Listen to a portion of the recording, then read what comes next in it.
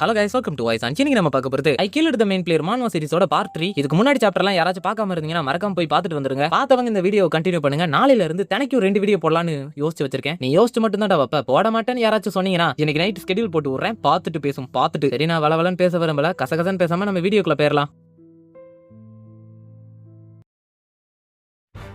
எடுத்தது நமக்கு அலிஷா ஆடம்ஸை காட்டுறாங்க. அவ மூச்சு வாங்கிட்டு இருக்கா. ஏன்னா மூச்சு விட கூட டைம் கொடுக்காம எக்கச்சக்கமான பேர் மறுபடியும் வந்து அவளை அட்டாக் பண்ணிக்கிட்டே இருக்காங்க. அவங்கள தடுக்கிறதே அவளுக்கு ஒரு பெரும் பாடா இருக்கு. எல்லாரும் ஒரே ஆளை அட்டாக் பண்ணா அது எந்த விதத்துல நியாயமாகும் அப்படின்னு அவ கத்த. முன்னாடி பார்த்தா அவளை அட்டாக் பண்ண வந்து எல்லா ஸ்டூடெண்ட்ஸும் பெப்பரப்பேன்னு கிடக்காங்க. அதுல ஒரு ஸ்டூடெண்ட், நியாயத்தை பத்தி நீ பேசுறியாமா? உன்னோட எபிலிட்டிக்கு நாங்க எல்லாரும் சேர்ந்து வந்து அடிச்சு போட்டுட்டேன். சோலோவா வந்து எங்க நிலைமை என்ன ஆயிருக்கும் அப்படின்னு சொல்றான். அந்த நேரம் அலிஷா பின்னாடி இருந்து ஒருத்தன் அட்டாக் பண்ண வரான். அவனை யாரோ கல்ல தூக்கி போட்டு முடிச்சு விட்டுருந்தாங்க. அது யாருன்னு பார்த்தா நம்ம ஹீரோ கோரன் லாக்கு. அவனை பார்த்து அலிஷா சந்தோஷப்படுறான். அவளை காப்பாத்த தான் வந்திருக்கான் போல அப்படின்னு நினைச்சு நம்ம ஹீரோவ கிட்ட ரொம்பவும் அழகா இருக்கு அலிஷா, என்னையவா அப்படி சொன்னீங்க? இல்ல, உன்னோட பேண்ட பத்தி. அந்த ப்ளூ கலர் பேண்ட் ரொம்ப அழகா இருக்கு, அதை என்கிட்ட கொடுத்துட்டு பாப்போம் அப்படின்னு அட்டாக் பண்ண ஆரம்பிக்கான். அந்த அட்டாக்ல இருந்து தப்பிச்சவன் நான் உன்னை ரொம்ப நம்பினேன், நீ ரொம்ப நல்ல பர்சன், எனக்கு ஹனிபாம் கேண்டி எல்லாம் கொடுத்தல அப்படின்னு அழுக ஆரம்பிச்சிருதா. இப்போ நம்ம அலிஷாவை பத்தி கொஞ்சம் டீடைலா சண்டைக்கு நடுவுலயே பாத்துறலாம். அலிஷா ஒரு பியூரான fighting type, second rank knight. அவளோட விஜிலன்ட் ஐஸ் எபிலிட்டி இன்னும் ப்ராப்பரா அவளால பயன்படுத்த முடியல. ஆனா இப்ப கூட ஃபைட்டிங் பவர்னு வந்துருச்சுன்னா அலிஷா ஆடம் செகண்ட் ரேங்கே தாண்டின ஒரு பர்சன் தான். அதனால தான் நம்ம ஹீரோ ஃபர்ஸ்டே அவளை அட்டாக் பண்றதுக்காக வந்திருக்கான். ஆனா அலிஷாவை அவங்க அக்காவோட கம்பேரே பண்ண முடியாது. ஏன்னா அவங்க அக்கா ஒரு ரியலான ஜீனியஸ். ஆனா அப்ப கூட அலிஷா டாப் 1% பவர்ஃபுல்லா இருக்கிற லிஸ்ட்ல தான் வருவா. இவன் நினைச்சா ஈஸியா 3rd ரேங்க் 4th ரேங்க் எல்லாம் அடிக்க முடியும். அப்படினா 5th ரேங்க்ல இருக்கிற கோரன்லாம் ஒரு மேட்டரே கிடையாது அவளுக்கு. இப்போ நம்ம ஃபைட்டுக்கு வரலாம். நம்ம ஹீரோவ கிட்ட நான் உனக்கு ஹனிபாம் கேண்டி கொடுத்தேன்ல, உன்னோட பேண்டை என்கிட்ட கொடுத்துரு பாப்பா அப்படின்னு வில்லத்தனமா சிரிக்கான். அலிஷா நம்ம ஹீரோவை ஈஸியா சமாளிச்சிரலாம்னு பார்த்தா 30 செகண்ட் ஆயிருச்சு. நம்ம ஹீரோ தான் அவளை தொடர்ந்து அட்டாக் பண்ணிக்கிட்டு இருக்கான். அவளால தடுக்க மட்டும் தான் முடியுது. இவன் ரொம்ப ஸ்ட்ராங்கா இருக்கான். எனக்கு அட்டாக் பண்றதுக்கு டைமே கொடுக்க மாட்டேங்கான். கண்டினியூஸா அட்டாக் பண்ணி பிரஷர்ல வேற போடுறான். ஸ்பியர் யூஸ் பண்றதால லாங்ல இருந்தே அட்டாக் பண்றான். இப்போ நான் என்ன பண்றது அப்படின்னு அவ யோசிச்சுக்கிட்டு இருக்கல. நம்ம ஹீரோ கிட்ட ஒரு சின்ன கேப் தெரியுது. அதுல கரெக்ட்டா அவ அட்டாக் பண்றா. நம்ம ஹீரோ அத மாட்டிக்குவான்னு பார்த்தா உனக்கு இன்னும் பிராக்டிஸ் தேவைப்படுதுமா அப்படின்னு அலிஷா கிட்ட சொல்லிட்டு லானா ஷில்லுங்கிற ஒரு ஸ்பியர் மூவ் பயன்படுத்துறான். அதுல அவ ஸ்வாட் ஒரு பக்கம் போயிருது. அடுத்த செகண்டே ஸ்பியர் இன்டென்ட்னு சொல்லி அவ வயித்துல அட்டாக் பண்றான். உள்ள தெரிச்சடிச்சு போய் விழுறா. அவ கையில இருந்த ஸ்வாட் பறந்துருது. நான் மட்டும் என்னோட ஆராவை யூஸ் பண்ணி அந்த அட்டாக்க பிளாக் பண்ணலனா கண்டிப்பா எனக்கு பெரிய ஐடியா பட்டிருக்கும். அவ ஸ்ட்ராங்கோ இல்ல சூப்பர் ஃபாஸ்டோ கிடையாது. அவ ரொம்ப ஸ்கில்ஃபுல்லா இருக்கா. யார் இவன்? கண்டிப்பா இவன் 5th ரேங்க்னு சொன்னா யாராலையும் நம்ப முடியாது அப்படின்னு அலிஷா மனசுக்குள்ள நினைக்க அவ தோத்து போயிட்டா. நம்ம ஹீரோ அவ கையில இருக்கிற பேண்டை வாங்கிட்டான். இதை நான் நல்லபடியா யூஸ் பண்றேன்னு அலிஷா கிட்ட சொல்லிக்கிட்டு இருக்கே.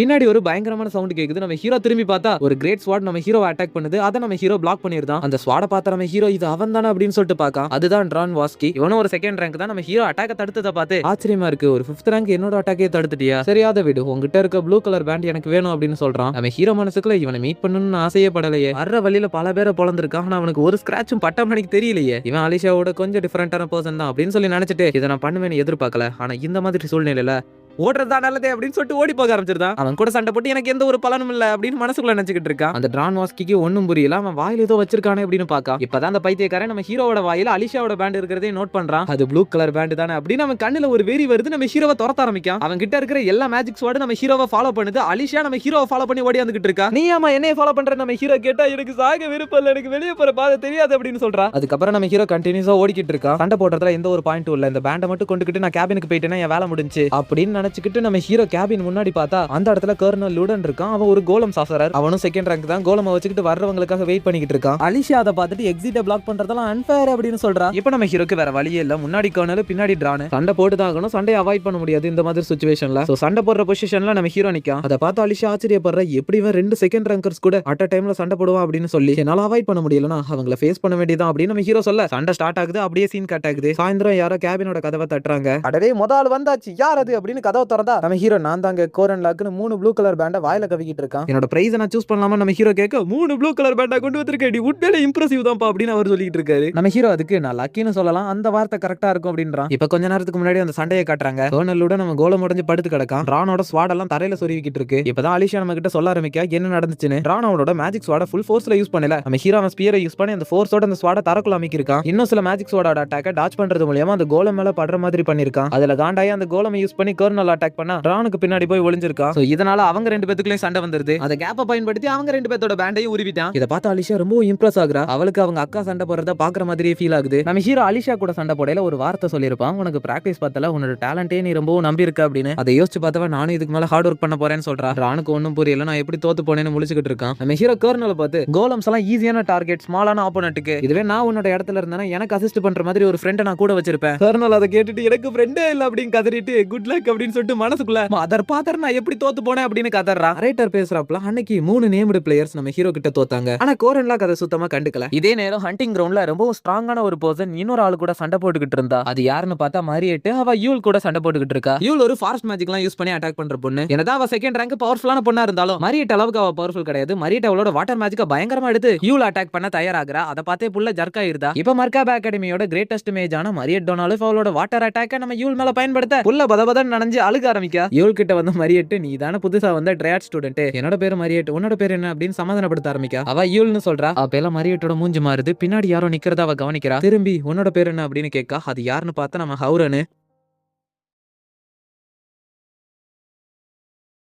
இப்ப ஹவுரனை பார்த்த மாரியேட் நீ யாரையோ தேடி வந்திருக்க மாதிரி தெரியுது அப்படின்னு சொல்றா. அதை எப்படி சொல்றானா, அவ அட்டாக் பண்ணவங்க பூராமே நம்ம ஹீரோ மாதிரி ஹேர் ஸ்டைல் வச்சவங்க, நம்ம ஹீரோ மாதிரி ட்ரெஸ் போட்டவங்க, அவங்களே அட்டாக் பண்ணிருப்பா. ஆனா ஹவுரன் மரியேட்டை கண்டுக்காம அவளை தாண்டி போக பாக்கா. மரியேட் அதுக்கு ஒரு பெரிய ஐஸ் வாலை கிரியேட் பண்ணி ஹவுரனோட பாதையை மறைக்கா. நீ என்னை இக்னோர் பண்ணிட்டு போகலாம், ஆனா ரெகுலேஷனை பொறுத்த அளவுல நானும் இந்த இடத்துல ஒரு மான்ஸ்டர் தான், சோ உன்னை என்னால அட்டாக் பண்ண முடியும் அப்படின்னு சொல்றா. இது ரொம்ப எரிச்சலா இருக்குன்னு ஹவுரன் மரியேட்டை பாக்கா. இப்ப அப்படியே சீன் கட்டக்குது. அந்த கேபினை காட்டுறாங்க. டோட்டலா நம்ம ஹீரோக்கு 117 பாயிண்ட்ஸ் கிடைச்சிருக்கு. அதை வச்சு நம்ம ஹீரோ ஒரு நைஃப் வாங்கியிருக்கா. அதர் ப்ரொடக்டிவ் கோட் ஒன்று வாங்கியிருக்கா. கடைசியா ஷார்க் பேர் பயல்னு ஒரு லிக்விட் வாங்கியிருக்கா. இது ரொம்ப வேல்யூபிளான ஐட்டம். நம்ம ஹீரோ மண்டையில இன்னொன்னு இருக்கு, அதுதான் மேண்ட்ரிக் சீட். அதையும் வாங்கிக்கிறான். அந்த கடைக்காரரே நம்ம ஹீரோ மேண்ட்ரிக் சீட் எடுக்கிறத பார்த்துட்டு உண்மையிலேயே உனக்கு நல்ல கண்ணு இருக்கு, கரெக்டானதை சூஸ் பண்ணிருக்க, இன்னும் உங்ககிட்ட 17 பாயிண்ட்ஸ் இருக்கு, அதுக்கு என்ன வாங்க போறேன்னு அவர் கேட்க, அந்த பாயிண்ட்ஸ்க்கு நம்ம ஹீரோ ஏர் மப்ஸ்னு 10 பாயிண்ட்ஸ் கொண்டு வாங்குறான். 6 பாயிண்ட்க்கு நேச்சுரல் பிளான்ட் சப்ளிமெண்ட்ஸ் வாங்குறான். அதுக்கப்புறம் அப்படியே அந்த கேபினை விட்டு வெளியே வர நம்ம ஹீரோக்கு ஒரு மாதிரி சந்தோஷமா இருக்கு. இப்போ வரைக்கும் இந்த கேம்ல எந்த ஒரு பிரச்சனையும் நடக்கலன்னு. அதுலயும் முன்னாடி பார்த்தா லார்க்கும் ஜேகரும் ஒன்னா சேர்ந்து ஓடியாந்துகிட்டு இருக்காங்க. இவங்க 2 பேரும் ஃப்ரெண்ட்ஸா இருந்தா நம்ம ஹீரோ இதுக்கு முன்னாடி பாத்துருக்கவே மாட்டான். அதுல ஜேகர் 19 பாயிண்ட்ஸ் எடுத்திருக்கான், லார்க்கு 15 பாயிண்ட்ஸ் எடுத்திருக்கான். நம்ம ஹீரோ அவங்கள பார்த்து நீங்க 2 பேரும் சூப்பரா ஒர்க் பண்றீங்க போல அப்படின்னு சொல்ல, ஆமா இப்போ இந்த பாயிண்ட்ஸ் எக்ஸ்சேஞ்ச் பண்ணிட்டு ஸ்டாமினா ட்ரைனிங் ரூமுக்கு போயிட்டு மறுபடியும் ட்ரைனிங் எடுக்க போறோம் அப்படின்னு சொல்றான். அந்த இடத்துல கர்னல் லூடன் அவனோட கோலம் கோர தேடிக்கிட்டு இருப்பான். அதை கவனிச்சு நம்ம ஹீரோ லார்க்கு கிட்டையும் ஜேகர் கிட்டையும் ஸ்டாமினா ட்ரைனிங் ரூம்ல ட்ரைனிங் எடுக்கிற அளவுக்கு உங்களுக்கு தெம்பு இருந்துச்சுன்னா கோலம் கோர தேடுறதுக்கு ஹெல்ப் பண்றீங்களான்னு கேட்கான். அதை கேட்ட கர்னல் லூடன்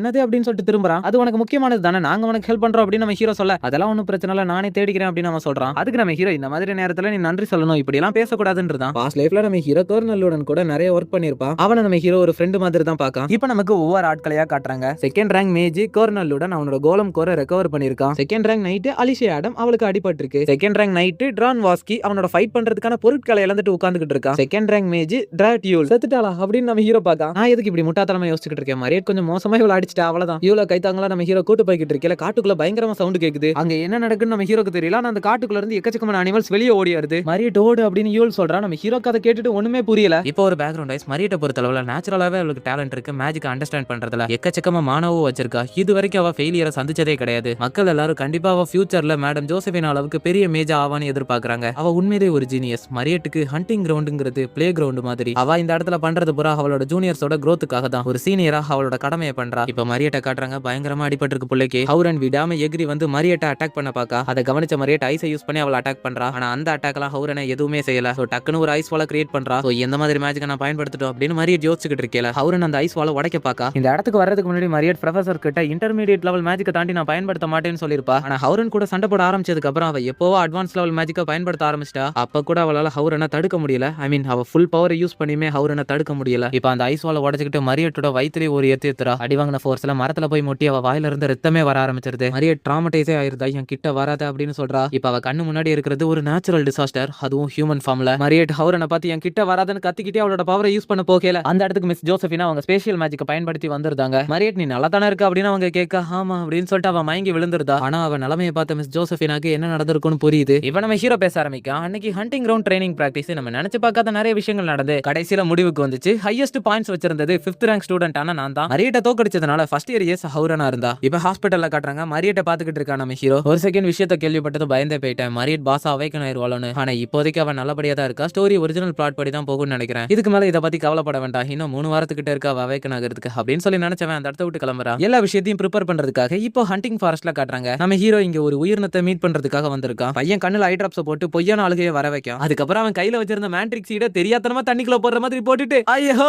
நான் என்ன பண்ணிருக்கேன், எங்க அம்மா எனக்காக பாசமா கொடுத்த விதையை இந்த தண்ணிக்குள்ளே நான் போடுவேன் அப்படின்னு சொன்ன நம்ம ஹீரோ கதற மாதிரி காமெடி பண்ண, எதுக்காக குழந்தை அழுகுற அப்படின்னு ஒரு வாய்ஸ் கேக்குது. வந்துட்டான் அப்படின்னு நம்ம ஹீரோ நினைக்கான். அந்த தண்ணிக்குள்ள இருந்து ஒரு தாத்தா வெளியே வராரு. இந்த ஹீரோயிக் லெஜெண்ட் ஆஃப் ஆரகான்ல golden silver axe Easter egg இருக்கு. இந்த கதையை பத்தி பத்தி நம்ம ஸ்கூல்ல நம்ம எல்லாருமே கேள்விப்பட்டிருப்போம், இல்ல நம்ம வீட்லயாச்சும் சொல்லிருப்பாங்க. ஒரு மரம் வெட்டி இருப்பான், அவன் மரம் வெட்டிக்கிட்டு இருக்கல தெரியாதனமா அவனோட கோடாலியை குளத்துக்குள்ள போட்டுருவான். அவன் குடும்பமே அவன் மரம் வெட்டுறதை நம்பிதான் இருக்கு. அதை நினைச்சு அவன் சோகத்துல இருக்கல அந்த தண்ணிக்குள்ள இருந்து ஒரு ஃபேரி வெளியே வந்து கோல்ட் ஆக்ஸ் உன்னோடதா இல்ல சில்வர் ஆக்ஸ் உன்னோடதான்னு கேட்கும். அதுக்கு அந்த மரம் வெட்டி பேராசப்படாம ஹானஸ்டா உண்மையை சொன்னதும் அந்த கோல்ட் ஆக்ஸ் அப்புறம் சில்வர் ஆக்ஸ் ரெண்டையுமே ஃபேரி அந்த மரம் வெட்டிக்கிட்ட கொடுத்துரும். இப்ப நான் எதுக்காக இந்த கதையை சொன்னேன்னு எனக்கே தெரியல. சரி விடுங்க, அதை கண்டுக்காதீங்க. இப்ப அந்த ஹீரோயிக் லெஜெண்டா ஃபாரக்கான பொறுத்தளவுல ஏதாச்சும் ஒரு ரேரான ஐட்டமா குளத்துக்குள்ள போட்டோம்னா அது 100 மடங்கு பெஸ்டான ஐட்டமா மாறி வரும். இப்ப அந்த தாத்தா இந்த கோல்டு சீடு உன்னோட தப்பான்னு கேட்காரு. அப்படின்னா இந்த சில்வர் சீடு உன்னோட தப்பா? அதுவும் இல்லன்னு சொல்ல அந்த மனுஷன் கடைசியில அந்த மேண்ட்ரிக் சீடு எடுத்து காமிச்சு இதுதான் உன்னோடதா அப்படின்னு கேட்காரு. ஆமா கரெக்டா கண்டுபிடிச்சிட்டீங்க, இதுதான் என்னோட சீடு அப்படின்னு கண்ணீர் விடுறான். கோல்டு இல்ல சில்வர் சீடு ரெண்டையும் பார்த்தே நீ ஹானஸ்டா இருந்ததுனால இந்த 3 சீடையும் நீயே வச்சுக்கோ,